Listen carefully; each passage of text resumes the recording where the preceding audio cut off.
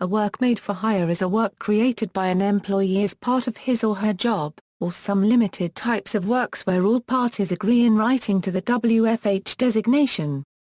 Work for hire is a statutorily defined term, so a work for hire is not created merely because parties to an agreement state that the work is a work for hire. It is an exception to the general rule that the person who actually creates a work is the legally recognized author of that work. According to copyright law in the United States and certain other copyright jurisdictions, if a work is made for hire, the employer not the employee is considered the legal author. In some countries, this is known as corporate authorship. The entity serving as an employer may be a corporation or other legal entity, an organization, or an individual. Author accreditation in the U.S. Accreditation has no impact on work for hire in the U.S. The actual creator may or may not be publicly credited for the work, and this credit does not affect its legal status. States that are party to the Berne Convention for the Protection of Literary and Artistic Works recognize separately copyrights and moral rights, with moral rights including the right of the actual creators to publicly identify themselves as such, and to maintain the integrity of their work. For example, Microsoft hired many programmers to develop the Windows operating system, which is credited simply to Microsoft Corporation. By contrast, Adobe Systems lists many of the developers of Photoshop in its credits. In both cases, the software is the property of the employing company. In both cases, the actual creators have moral rights. Similarly, newspapers routinely credit news articles written by their staff, and publishers credit the writers and illustrators who produce comic books featuring characters such as Batman or Spider-Man, but the publishers hold copyrights to the work. However, articles published in academic journals, or work produced by freelancers for magazines, are not generally works created as a work for hire, which is why it is common for the publisher to require the copyright owner, the author, to sign a copyright transfer, a short legal document transferring specific author copyrights to the publisher.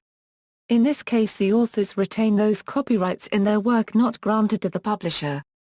Law in the United States, the circumstances in which a work is considered a work made for hire is determined by the United States Copyright Act of 1976 as either 1. A work prepared by an employee within the scope of his or her employment, or a work specially ordered or commissioned for use as a contribution to a collective work, as a part of a motion picture or other audiovisual work, as a translation, as a supplementary work, as a compilation, as an instructional text, as a test, as answer material for a test, or as an atlas, if the parties expressly agree in a written instrument signed by them that the work shall be considered a work made for hire.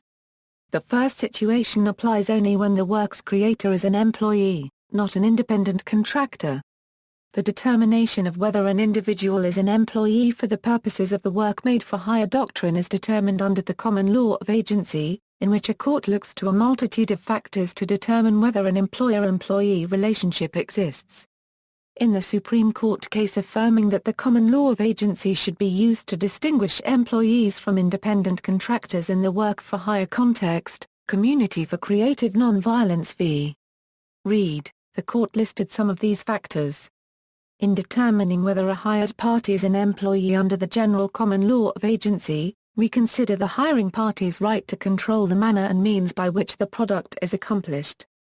Among the other factors relevant to this inquiry are the skill required, the source of the instrumentalities and tools, the location of the work, the duration of the relationship between the parties, whether the hiring party has the right to assign additional projects to the hired party, the extent of the hired party's discretion over when and how long to work, the method of payment, the hired party's role in hiring and paying assistants, whether the hiring party is in business, the provision of employee benefits, and the tax treatment of a hired party.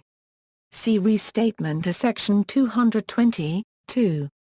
On the other hand, if the work is created by an independent contractor or freelancer, the work may be considered a work for hire only if all of the following conditions are met. The work must come within one of the 9 limited categories of works listed in the definition above, namely a contribution to a collective work, a part of a motion picture or other audiovisual work, a translation, a supplementary work, a compilation, an instructional text, a test, answer material for a test, an atlas.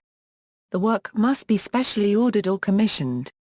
There must be a written agreement between the parties specifying that the work is a work made for hire by use of the phrase work for hire, or work made for hire. In other words, mutual agreement that a work is a work for hire is not enough.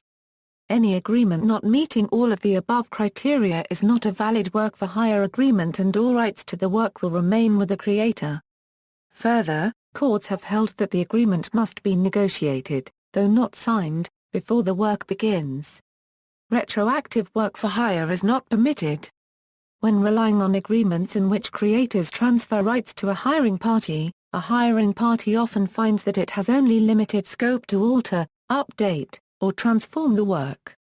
For example, a motion picture may hire dozens of creators of copyrightable works, any one of which would require repeated agreements with the creators if conditions for showing the film or creating derivatives of it changed. Failing to reach agreement with any one creator could prevent the showing of the film entirely. To avoid this scenario, producers of motion pictures and similar works require that all contributions by non-employees be works made for hire. On the other hand, a work-for-hire agreement is less desirable for creators than a copyright transfer agreement. Under work-for-hire, the commissioning party owns all rights from the very start even if the contract is breached, whereas under a transfer of rights, the creator can hold back the rights until all terms of the contract are fulfilled. Holding back the rights can be a forceful tool when it is necessary to compel a commissioning party to fulfill its obligations. An author has the inalienable right to terminate a copyright transfer 35 years after agreeing to permanently relinquish the copyright. However, according to the U.S. Copyright Office, Circular 9, the termination provisions of the law do not apply to works made for hire. These restrictions, in both the work-for-hire doctrine and the right of termination, exist out of recognition that artists frequently face unequal bargaining power in their business dealings. Nonetheless, failure to secure a work-for-hire agreement by commissioning organizations can create difficult situations. One such example is the artist Raymond Kaske's 1985 statue Portlandia, an iconic symbol of the city of Portland, Oregon. Unlike most works of public art, Kaske has put strong prohibitions on the use of images of the statue, located atop the main entrance to the famous Portland building. He sued Paramount Pictures for including shots of the statue in the Madonna motion picture body of evidence. As a result, it is nearly impossible to film portions of one of downtown Portland's most vibrant neighborhoods, and the city has lost out on the potential to create merchandise and souvenirs from one of its most iconic landmarks. An author can grant their copyright rights to the hiring party. However, if not a work made for hire, the author or the author's heirs may exercise their right to terminate the grant. Termination of a grant cannot be effective until 35 years after the execution of the grant or, if the grant covers the right of publication, no earlier than 40 years after the execution of the grant or 35 years after publication under the grant. The application of the law to materials such as lectures, textbooks, and academic articles produced by teachers is somewhat unclear. The near-universal practice in education has traditionally been to act on the assumption that they were not work for hire. Where startup technology companies are concerned, some courts have considered that the traditional factors for finding that an author is an employee can be less important than in more established companies, for example if the employee works remotely and is not directly supervised, or if the employee is paid entirely in equity without benefits or tax withholding. Work-for-hire amendment equals, in 1999, a work-for-hire related amendment was inserted into the Satellite Home Viewer Improvement Act of 1999. It specified that sound recordings from musical artists could be categorized as works for hire from the recording studios. Employer-employee relationship under agency law equals, if a work is created by an employee. Part 1 of the Copyright Code Unregistered Trademark S definition of a work made for hire applies. To help determine who is an employee, the Supreme Court in CCNV v. Reed identified certain factors that characterize an employer-employee relationship as defined by agency law: control by the employer over the work, control by employer over the employee, status and conduct of employer. Copyright duration: in the United States, a work for hire receives copyright protection until 120 years after creation or 95 years after publication, whichever comes first. This differs from the standard U.S. copyright term, life of the author plus 70 years, because the author of a work for hire is often not an actual person, in which case the standard term would be unlimited, which is unconstitutional. Works published prior to 1978 have no differentiation in copyright term between works made for hire and works with recognized individual creators. In the European Union, even if a member state provides for the possibility of a legal person to be the original right holder, then the duration of protection is in general the same as the copyright term for a personal copyright, that is, for a literary or artistic work, 70 years from the death of the human author, or in the case of works of joint authorship, 70 years from the death of the last surviving author. If the natural author or authors are not identified, nor become known subsequently, then the copyright term is the same as that for an anonymous or pseudonymous work, that is 70 years from publication for a literary or artistic work. Or, if the work has not been published in that time, 70 years from creation. An exception is for scientific or critical editions of works in the public domain. Per Article 70 of the German copyright law, editions as the result of scholarly or scientific analysis have a copyright length of 25 years.